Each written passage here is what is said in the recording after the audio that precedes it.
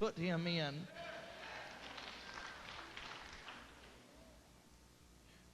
But you won't understand what that's like unless you kind of been somewhere where he has broken out. If you're looking for something, you have to roughly know what it looks like, or you won't know how to approach it.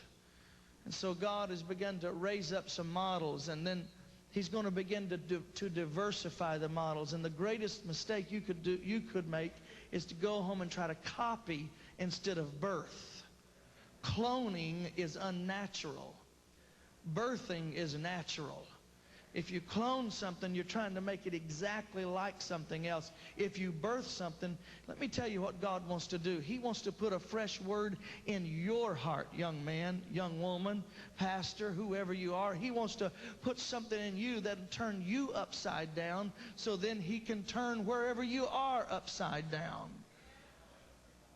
And quit trying to think you know what it looks like, because we don't have a clue. We think we know what revival looks like, and we hold these various models up. What we know is what the beginning of revival looks like.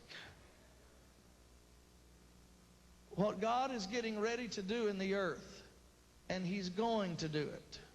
If he has to abandon us and our man-made structures to do it, he's going to do it. It's not a matter of will he, it's a matter of where is he. Can I tell you what I sense? The whole earth is pregnant with the purposes of God. The church is, we're swelled up. Our belly is distended. We're like a pregnant woman. When a woman is pregnant, you know one thing. You know she's going to have a baby. You don't know where, and you don't know when. My mom tells me I was almost born in a 5 and dime store.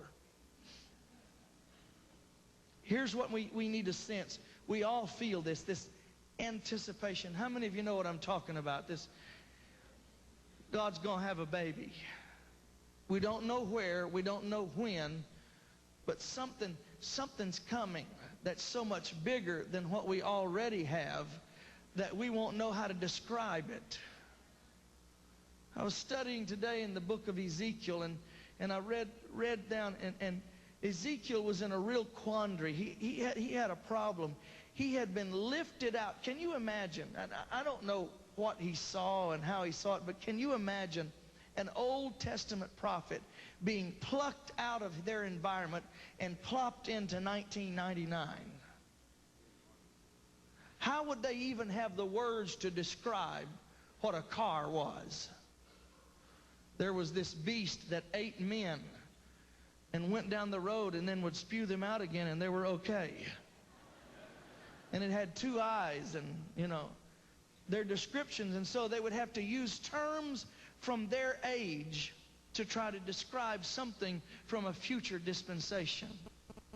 Terms from this world to describe something from that world. When you read these Old Testament prophets, you read Ezekiel, and he begins to say, and it doesn't matter where you start reading in there. I just began to flip through there, and it was one page after another.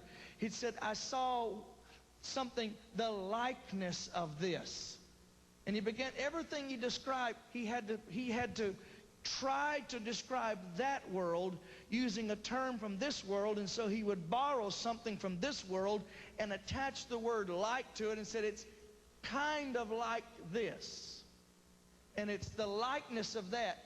And the closer he got to describing the throne of God, the more problems he had with his vocabulary. He ran out of words. And he finally got to the description, and he said, I saw something like the throne of God. How can it be like the throne?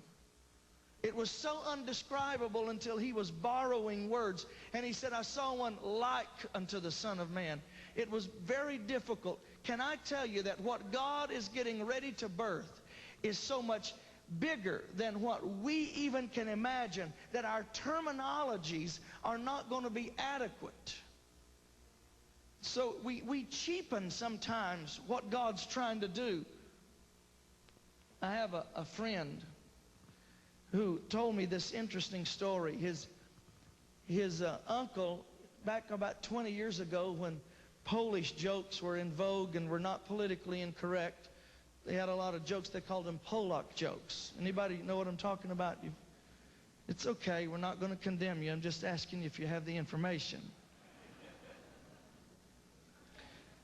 Well, their name was Gazowski. And he grew tired of being the brunt of Polish jokes.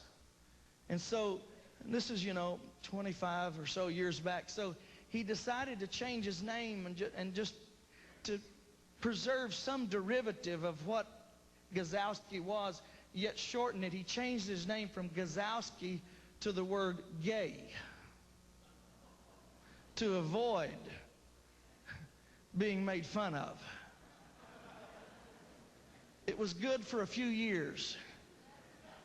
The last I heard, he wished he had never done it. Sometimes we take the phraseologies that we have used, and we use this term revival, and we use all these various terminologies, but our understanding has so cheapened them until, if we're not careful, we wind up racing to a false finish line, thinking we've arrived when we just barely got on the track. And we think this is all of God. And I don't know how to describe this to you except to say, having come from my background, and I just briefly gave you a short synopsis of where I've come from. I've been around church for a while. And I was in ministry for over 20 years. And one day, about 3.5 years ago, in a service that is very difficult for me to describe to this day,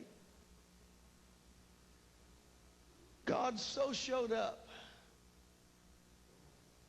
And all I could say is, I didn't know there was this much of you.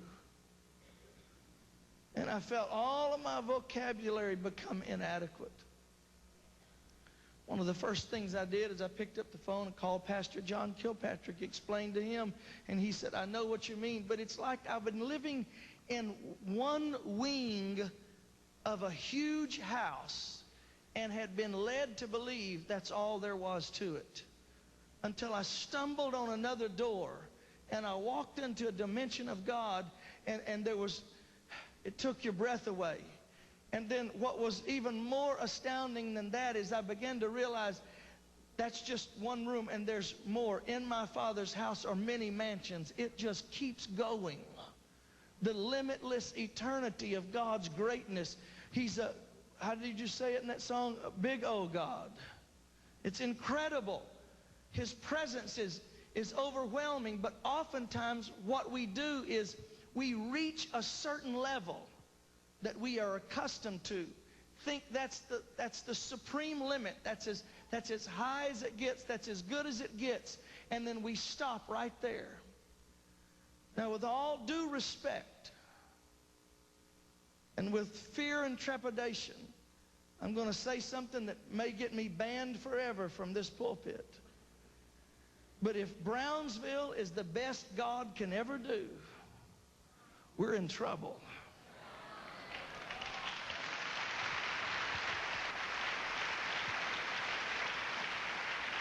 I don't say that with ungratefulness. I don't say that with unthankfulness. I'm thankful for what God's done here. I'm thankful for what He's done in Toronto. I'm thankful for what He's done in Smithton. I'm thankful for what little bit He's done in Baltimore. I'm thankful for what He's done anywhere, everywhere, all the time. But I want to tell you, we do not need to start coasting and thinking we've arrived.